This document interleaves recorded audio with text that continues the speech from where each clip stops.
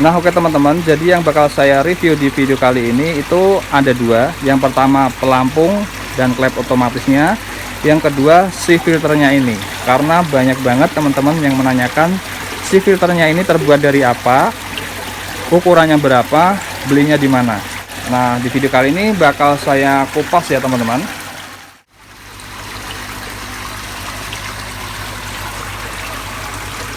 Assalamualaikum warahmatullahi wabarakatuh. Halo teman-teman, di video kali ini saya mau memperkenalkan kursi baru saya. Ini bakal saya gunakan untuk duduk-duduk di sini, serta untuk membersihkan kotoran ikan yang ada di si filter ini teman-teman. Kursi baru saya ini saya beli dari hasil gajian dari YouTube kemarin ini teman-teman. Jadi terima kasih juga buat teman-teman yang sudah pada nonton video-video saya. Nah, saya jadi lebih semangat lagi untuk membuatkan video untuk berbagi inspirasi dan berbagi ilmu kepada teman-teman semuanya. Nah oke teman-teman, di video kali ini saya bakal mereview tentang si filter ini teman-teman. Jadi sebelumnya kenapa saya menciptakan si filter seperti ini? Sekitar 3 tahun yang lalu saya sudah membuat chamber filter ini dengan sistem filtrasi sederhana yang menggunakan media filternya full jaring nelayan ya teman-teman. Dari chamber pertama, kedua, ketiga, dan keempat itu saya taruh jaring nelayan. Kemudian lama-lama saya kurangi jaring nelayannya. Di chamber pertama saya kosongin, dan di chamber keempat juga saya kosongin, sehingga jaring nelayannya cuma ada di chamber kedua dan chamber ketiga. Kenapa saya kurangi? Jujur capek banget untuk membersihkan atau mencuci jaring nelayan tersebut. Nah setelah di tahun ketiga lama-lama juga makin bosan ya teman-teman membersihkan jaring nelayan, apalagi ketika di kolam utama ini kita tebar ikan sebanyak 2000 ekor, yang jelas kotorannya bakal banyak banget.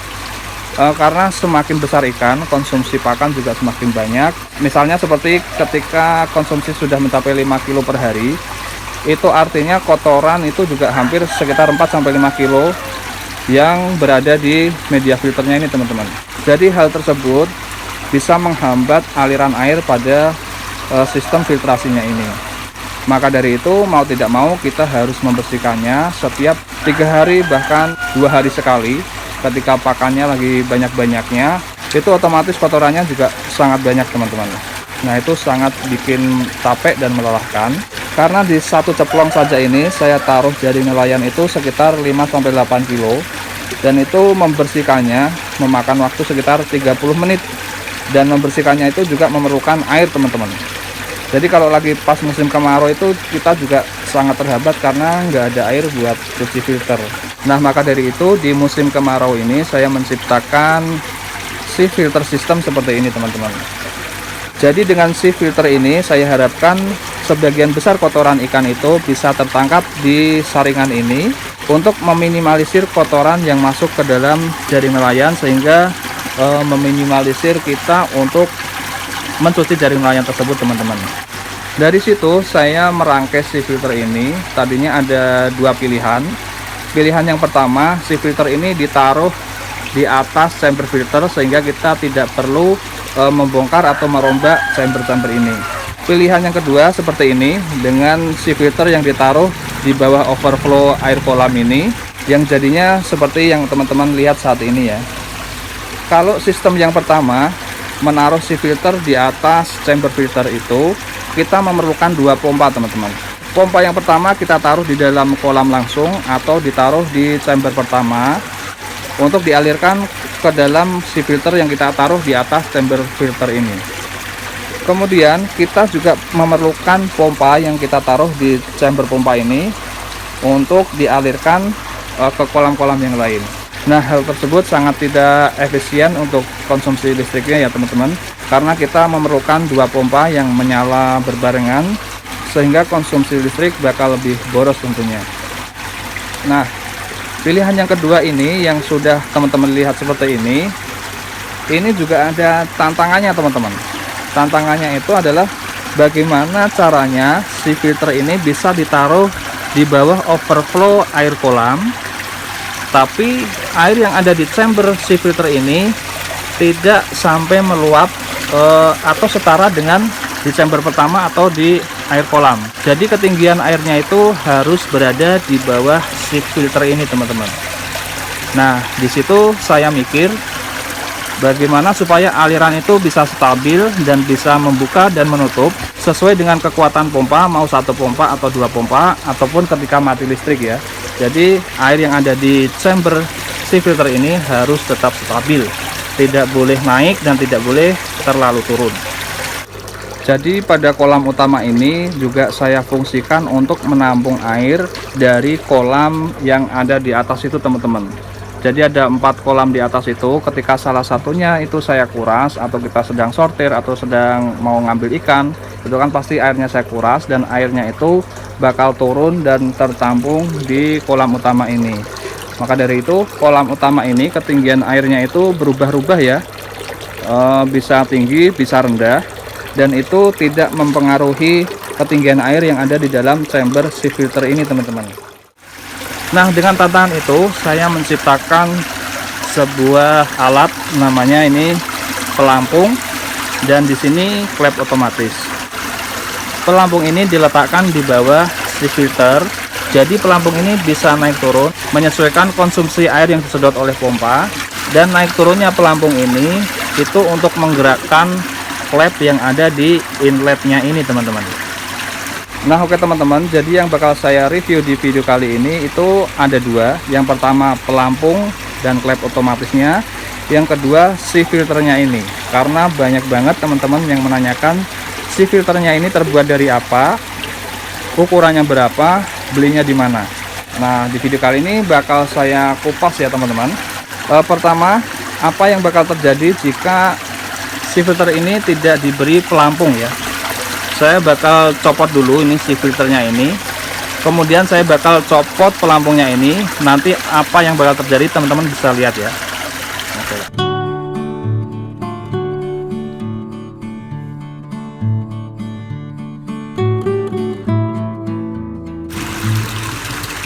Nah oke teman-teman, untuk pelampung dan klep otomatisnya ini sudah saya copot.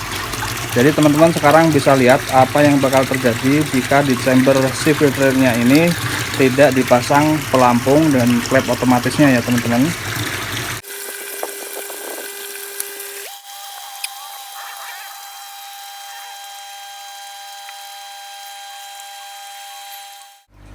Nah oke teman-teman, sekarang teman-teman bisa lihat dan bisa buktikan.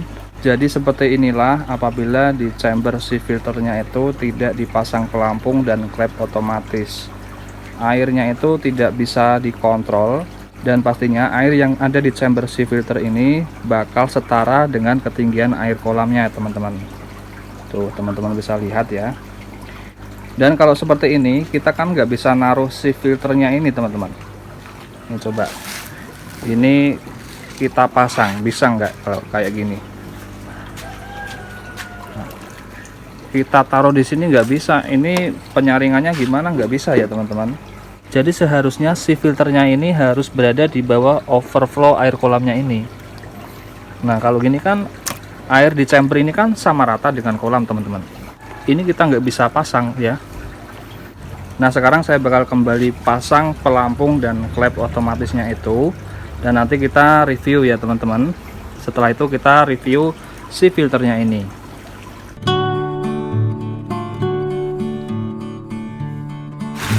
Nah oke teman-teman, sekarang pelampung dan klep otomatisnya sudah terpasang. Nah jadinya kalau pelampung dan klep otomatisnya sudah terpasang seperti ini, ketinggian air di dalam chamber si filternya ini bakal stabil segitu-gitu terus ya teman-teman. Baik kita menyalakan 2 pompa di sini, menyalakan 1, 2 atau 3 pompa itu nggak masalah. Ketinggian air di dalam chamber si filter ini bakal terus stabil seperti ini ya. Jadi seperti ini fungsi pelampung. Ketika sedotan dari pompanya itu kencang, misal dinyalakan 2 atau 3 pompa, otomatis kan air di sini bakal lebih surut, maka otomatis pelampungnya bakal turun ya teman-teman. Kalau pelampungnya turun, itu klepnya ini bakal semakin naik dan aliran yang masuk ke inlet ini bakal semakin besar. Coba kita praktekkan ya. Ini misal di sana pakai pompa yang lebih kencang atau menggunakan 3 pompa yang dinyalakan sekaligus teman-teman. Ini otomatis bakal turun dan aliran air dari inlet ini bakal membesar. Yuk kita cek. Set. Nah, jadi seperti itu ya teman-teman. Sekarang kita coba apabila mati listrik. Nah, kalau mati listrik, nah misalkan si filternya sudah ditaruh di sini, sudah banyak banget kotorannya. Nah, ini kondisi mati listrik, ini pompa sudah tidak bekerja. Otomatis ini air ini bakal semakin naik karena ini ngisi terus ya teman-teman. Kalau pelampungnya ini semakin naik, maka otomatis klepnya ini bakal semakin menutup ini teman-teman. Nah, ini pelampungnya ini sudah semakin naik ya teman-teman. Nanti lama-lama klepnya ini bakal semakin rapat, semakin turun dan semakin rapat, dan aliran air ini bakal semakin berhenti. Nah, ini karena ini belum tinggi maksimal, jadi ini masih mengalir sedikit nih teman-teman. Nah, jadi gini ya teman-teman, walaupun mati listrik, ketinggian air di sini itu bakal tetap segini-gini aja, nggak bakal naik sampai segini atau setara level air di kolam. Maka dari itu si filternya itu bisa kita taruh di sini teman-teman. Nah, oke teman-teman, sekarang saya bakal review pelampungnya. Jadi pelampungnya ini terbuat dari pipa ukuran 3 in. Kemudian ini saya menggunakan reducer dari 3 in menuju ke 1 in ya teman-teman. Karena untuk jungkat-jungkitnya ini saya menggunakan pipa ukuran 1 in. Kemudian di sini ada L, kening L 1 in. Dan kemudian di sini ada L 45 derajat nih teman-teman. Kemudian di sini saya menggunakan T. Kemudian di sini saya menggunakan T pipa ukuran 1/4 in. Karena ukuran pipa 1/4 in ini, pipa 1 innya bisa masuk hampir presisi ya. Jadi untuk engsel jungkat-jungkitnya ini sangat bagus sekali. Kemudian untuk di bagian klep otomatisnya, ini saya menggunakan kening L. Ini juga kening L. Ini juga sama pipa ukuran 1 in teman-teman. Dan untuk bagian klepnya ini saya menggunakan bekas dari plafon PVC. Kemudian saya lapisi dengan karpet bekas. Di sini saya baut ya teman-teman. Tuh jadinya seperti ini. Ini untuk membuka tutup klepnya. Nah, sekarang kita lihat ini bagian inlet airnya ya. Ini sebetulnya adalah L ukuran 2 in. Karena pipanya ini ukuran 2 in, jadi L nya ya otomatis 2 in ya teman-teman. Nah, L ukuran 2 in ini seperti ini misalnya. Nah, L nya ini di bagian ininya saya potong nih teman-teman. Saya potong dan saya ratakan satu sama lain supaya rata, supaya klepnya ini bisa menutup rapat. Nah, ini cara pemasangannya itu kita paskan dulu seperti ini. Ini harus disetting dalam kondisi rapat teman-teman. Setelah disetting dengan kondisi rapat, barulah dipasang pelampungnya ini. Dan ini satu lagi ya teman-teman, di dalam T1/4 in ini di sini ada bearing. Bearingnya ini terbuat dari potongan ini ya, kayak gini ya teman-teman. Jadi pada pelampung ini, redusernya ini dari 3 in ke 1 in. Yang di 1 in ini tadinya panjangnya sampai segini teman-teman. Panjangnya segini sekitar 4 cm ya, sekitar 4 cm. Ini saya potong 2 cm. Nah, potongannya ini saya masukkan di sini teman-teman. Nah, potongannya itu saya masukkan di sini.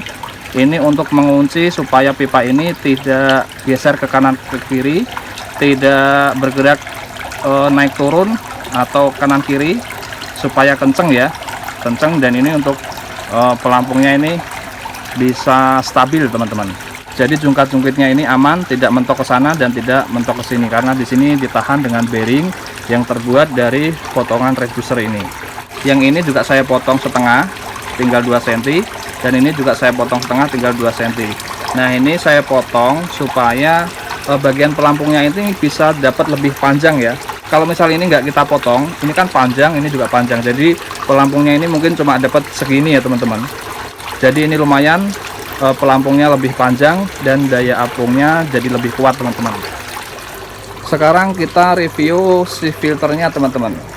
Tapi karena durasi video ini sudah lumayan panjang, maka si filternya ini bakal saya lanjut di part 2 ya teman-teman. Oke, ikuti terus. Terima kasih. Wassalamualaikum warahmatullahi wabarakatuh.